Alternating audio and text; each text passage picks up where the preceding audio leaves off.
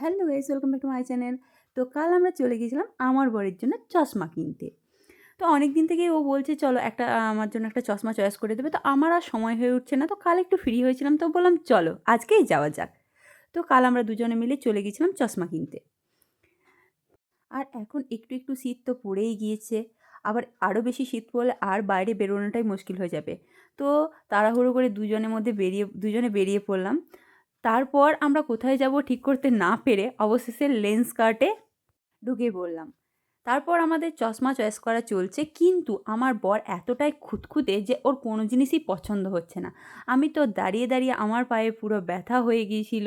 আর আমি বলছিলাম কখন তোমার পছন্দ করা হবে। এই দেখো, ও একটার পর একটা শুধু পরে দেখেই যাচ্ছে যে কোনটায় ওকে ভালো লাগছে বেশি।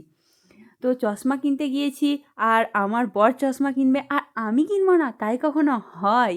তাই আমিও ঠিক করলাম যে আমিও একটা চশমা কিনবো। তো আমরা এখন দুজনে মিলে চশমাটাকে পরে দেখে নিলাম যে আমাদের দুজনকে কেমন লাগছে। অবশেষে ফাইনালি আমাদের দুজনের চশমা চয়েস করা হয়ে গেছে। আর এই দেখো, ও নিয়েছে দুটো চশমা আর আমি নিয়েছি একটা। যদিও ওর পাওয়ারের চোখের পাওয়ার বেশি, তার জন্য চশমা নেয়, আর আমি শখে নিয়েছি। তো আমারটা ওর থেকে একটু কম দাম, ওরটা অনেকটাই বেশি। তো তারপর আমাদের দুজনের সমস্ত কিছু মানে চশমাটা কেনার পর ও বুঝে নিচ্ছিল যে মানে কি করতে হবে। তো চশমাগুলো এখনও আমাদের হাতে আসেনি, ওইগুলো বলেছে যে এখনও পাওয়ার চেক করা হবে আর লেন্স লাগানো হবে, তারপর ওইগুলো আমাদের হাতে দেওয়া হবে।